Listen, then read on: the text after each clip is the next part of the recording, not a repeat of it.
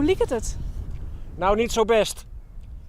Hier is de kolonie van de visdieven, maar daar horen eigenlijk verschillende vogels nu boven te hangen. Maar ik zie er helemaal geen één.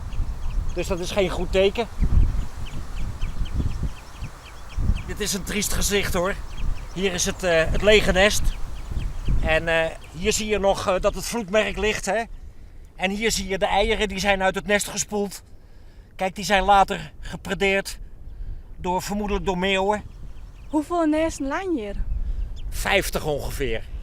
En wat ik zo bekijk, dan zijn er een stuk of 10 die het misschien overleefd hebben. Maar dan zouden er een dikke 40 weg zijn hier. Dat is gewoon hartstikke jammer.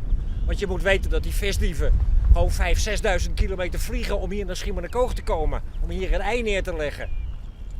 Ja, en dan gebeurt dit. We zijn nou een stukje verder roem, naar het plak waar de lepelbekken zitten. Hoe liep het dat? Nou, dat lijkt gelukkig beter.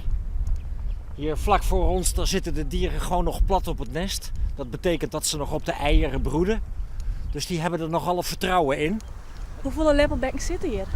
Hier zit een klein kolonietje van 12. En daar een beetje verder naar achteren zit een kolonie van 35.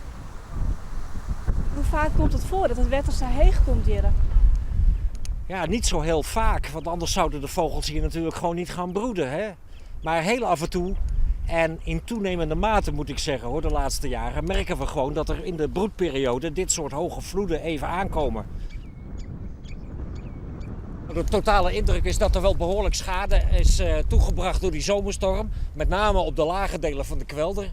Dan zijn de visdieven, de kokmeeuwen, de tureluurs hebben een behoorlijke dreun gehad.